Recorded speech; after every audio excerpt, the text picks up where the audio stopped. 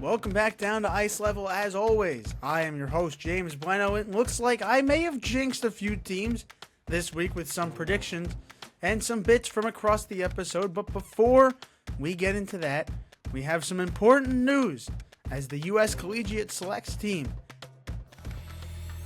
Guy Gadowski and company are naming 6 more players to the roster for this winter's Spengler Cup. At forward, it's Penn State's Matt DeMarsico and J.J. Webush, Cornell's Ryan Walsh, and Wisconsin's Quinn Finley. At defense, it's Northeastern's Vinny Borghese, and at goaltender, Minnesota Duluth's Adam Guyon. Penn State leads with 5 players on the roster as DeMarsico and Webush join Aiden Fink, Charlie Serrato, and Matt Gadowski, coming as no surprise with the head coach being Guy Gadowski.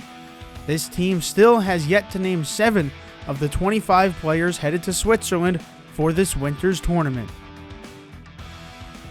Our game of the week this week, number 3 at number 1, Penn State at Michigan State, Friday night in East Lansing. Let's play hockey. Defensive battle through 2, just 1-1 into the third early on. Charlie Stramel tries to push the rebound past Kevin Riedler, but he stands strong. Taking another look, Riedler composes himself and covers it for the Nittany Lions. Halfway through, Sparty on a breakaway, Anthony Romani stopped again by Riedler on the slide. The Senators draftee flashing the speed. With 6 to go, J.J. Webush, the new selects pick, works around but stopped low by Trey Augustine. His 24th save of the night, a big one. With 5 to go, Daniel Russell on a shorthanded breakaway off the draw. Denied again by Riedler's blocker this time. Another one shorthanded. Travis Shouty stopped near side. How is this game still tied? Now in overtime, 3 to play. Shouty again, 2-on-1 to Tony Ministo. Saved again. Cleaned up at the empty net. That'll give you heart palpitations. Spartans cycle. Ministo finds Shouty. Open net in front and he lifts it high for the win. Are you kidding me? What a finish at Munn Ice Arena. Michigan State takes the first win of the weekend and his first Big Ten win of the year. Romani and Shouty the goal scorers for MSU, and Gavin McKenna scoring the lone goal for Penn State. I said there would be more top 10 upsets this week, and look what we have here. After 17 straight wins against Yale, number 5 Quinnipiac took the bus ride down Whitney Avenue, and the Bulldogs handed them their first loss since Keith Petruzzelli was a freshman in net for the Bobcats all the way back in 2018. Quinnipiac freshman forward Ethan Wittenbach turned 11 the next day after the team's last loss to Yale. That's how long ago it was. The Bulldogs had 4 different goal scorers in the game, including senior captain David Chen, who had never won a game against Quinnipiac in his career until now, let alone scored the game winner. They also silenced the Bobcats' power play, allowing only 4 shots on 6 opportunities and no goals.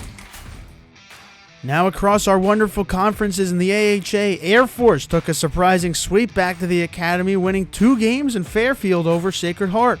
The Falcons won the first 4-1 with Chris Hedden scoring 2 goals and an assist. Saturday was a bit closer in a 3-2 finish as Jake Peterson tied it and Nolan Cunningham won it in the third period to take all 6 points from the Pioneers. Let's see how far the sweep propels them in this week's standings. Holy Cross alone at the top at 5-1-1, followed by Bentley undefeated in the conference as well. RIT off to a strong start at 4-2-0. Sacred Heart with those extra 2 losses at 2-3-1 after the Air Force series. Robert Morris undefeated through 2. Air Force at 500 through 4. Army at 1-3-2. Canisius at 1-2-1. And Mercyhurst and Niagara both winless through the conference season. In the Big Ten, I think I may have jinxed it because Wisconsin dropped its first regulation loss of the season on Friday night at Michigan, losing 7-4 to the Wolverines. Michael Hage finished the game with 2 goals, while his starring counterpart TJ Hughes finished with a goal and 3 assists. Tyler Duke finished with 5 blocked shots, while Keenan Draper finished with 4 as our sponges of the night.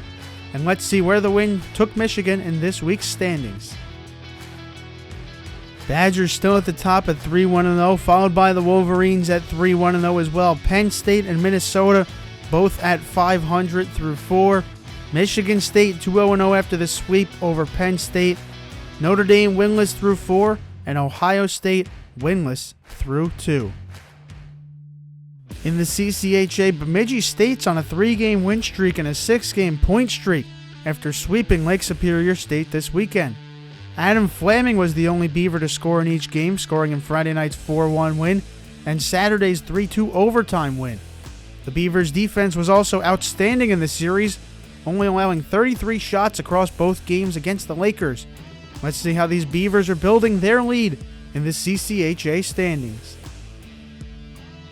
Beavers in front, undefeated so far at 5-0-1, followed by Michigan Tech, undefeated at 4-0-0. Bowling Green at 2-1-3, Augustana at 500-6, Minnesota State struggling at 1-1-2, Ferris State at 1-3-0, St. Thomas 500-2, and Lake Superior State and Northern Michigan both winless through 4. In ECAC hockey, Dartmouth is off to a hot start, winning its first 4 games, including one Saturday night over number 17 Cornell. Hayden Stavroff and Matt Fusco scored the only 2 Big Green goals in the 2-1 win, while goaltender Emmett Croteau saved 23 of 24 from this young Big Red squad, with Colin Grable blocking 3 shots and Alex Kraus blocking 4. Let's see how the win grows the Big Green status in the ECAC hockey standings. Dartmouth in front of the pack, undefeated in ECAC hockey play, followed by RPI and Union, both at 500-4. Yale undefeated on the weekend, a big surprise for all you hockey fans.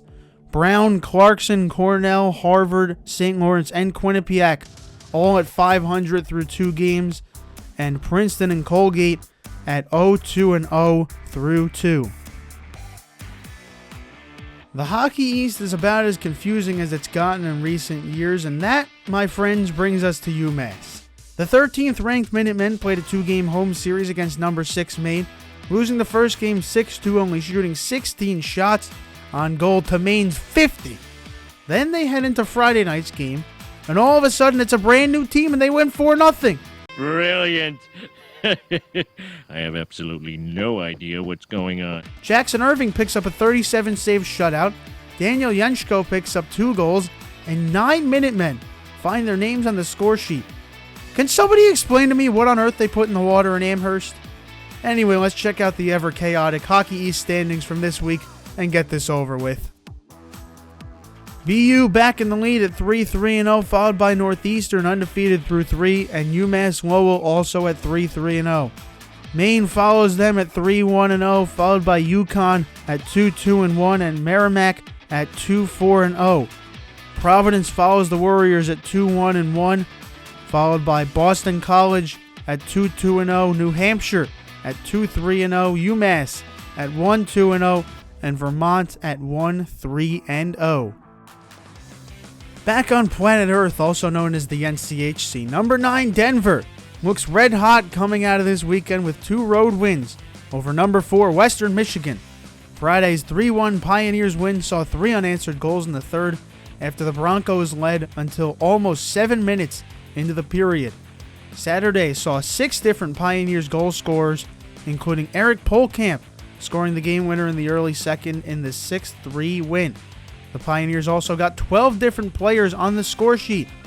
Now let's see where the win puts the Pios before a rivalry series in this week's standings. North Dakota and Minnesota Duluth leading the pack at 3-1-0, followed by Denver at 2-0-0 following the sweep. Omaha at 500-4 games. Arizona State struggling at 1-2-1, as is Colorado College. St. Cloud State at 1-3-0 with that one upset win. Miami, Ohio 1-1-0.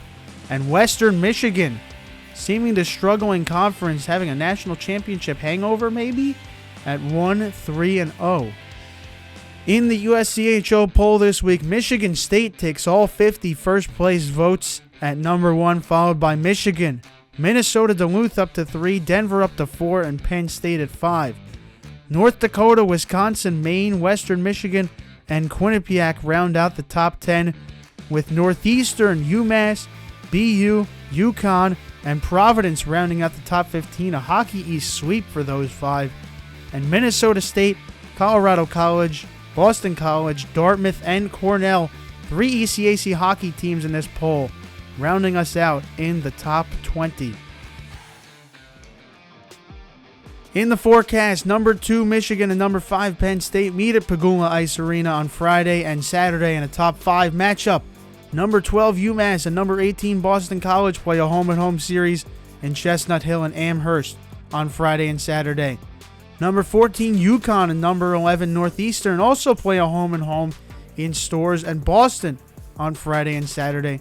And finally, in a rivalry series, number 17 Colorado College and number 4 Denver play a home-and-home in Denver on Friday and Colorado Springs on Saturday. That's all for this week on Ice Level. We may not have a weekend recap next week, so keep your eyes peeled for a special interview in the coming weeks. In the meantime, I'm James Blennau, and we're not experts, but it takes fans to grow the game.